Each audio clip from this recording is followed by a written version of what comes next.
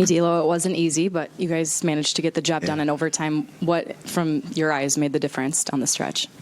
I just think as a group, we just did it, collectively.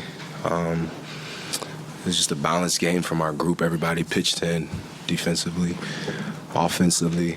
Communication was huge tonight, so our bench was even huge for us, too. D'Angelo, in the second half and overtime, defense seemed to go to another level. What worked well for you? What did you guys harness as a group to be able to hold down a really talented offense?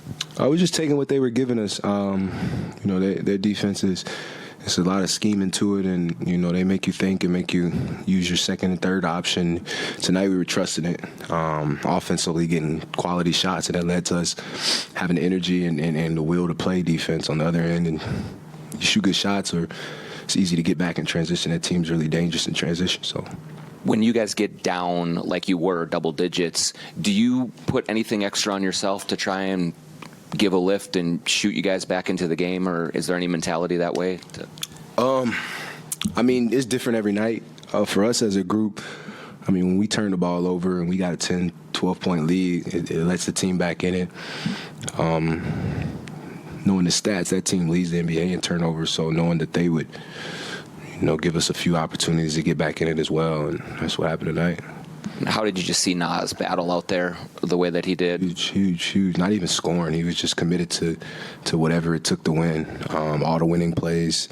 He was scraping up defensive rebounds, and he was boxing out. He was attacking, Draymond, guys like that. He was making it hard for him.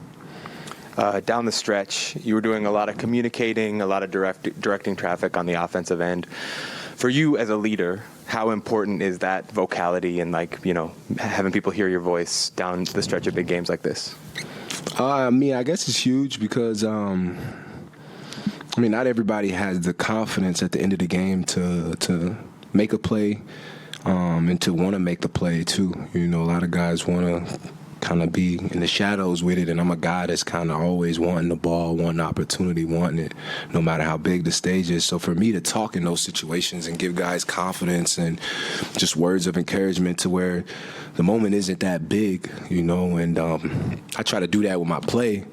But when you see a young guy, or you see a few young guys in that moment, that opportunity, you can't be a fan of it. You got to attack it, and that's the only really way to be successful in it.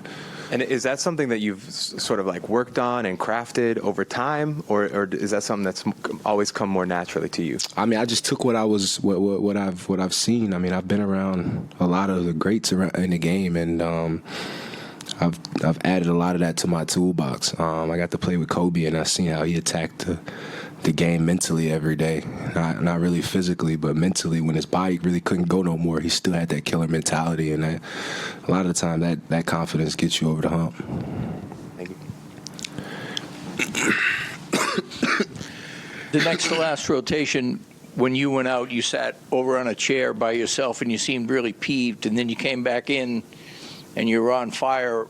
Was that when you get riled in the course of a game, do you want to calm down before you get back in, or do you want to come back with that fire? It wasn't really like a mad thing or anything like that. It was more or less just staying in the moment, and kind of. I feel like I was missing some open looks and shots like that. And I was turning the ball over, just kind of trying to be too passive, and then just recognizing what I was doing out there. When you're by yourself, you get time to kind of reflect in the middle of the game, which is pretty hard too. So just trying to reflect on what I could do and how I could help the team.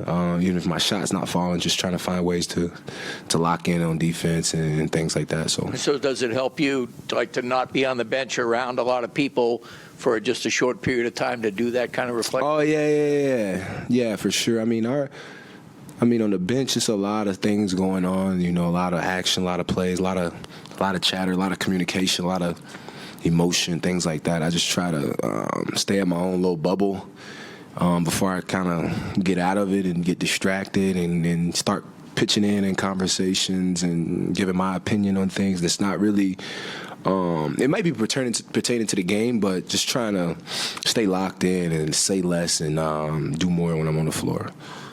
You mentioned how you're trying to encourage guys to not let the moment get too big for them. Was that something you were doing with Naz? Because it seemed like Naz didn't let him miss or anything face him. He was always attacking, always shooting, even if the last play didn't quite work out. Not particularly Naz, but Naz is able to play like that. You know, he's capable.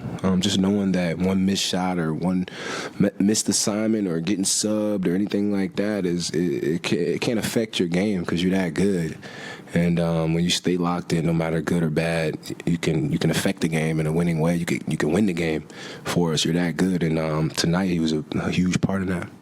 D'Angelo, you talk a lot about how you're a basketball player. You're not necessarily just a point guard. Right. You really have gotten going a lot over the last month being off the ball. Just how important is, mixing in being off ball with also being on ball and helping you get that rhythm that you caught in that fourth quarter? It's huge for me because when I first got in the league, I struggled to find a balance of passing and scoring.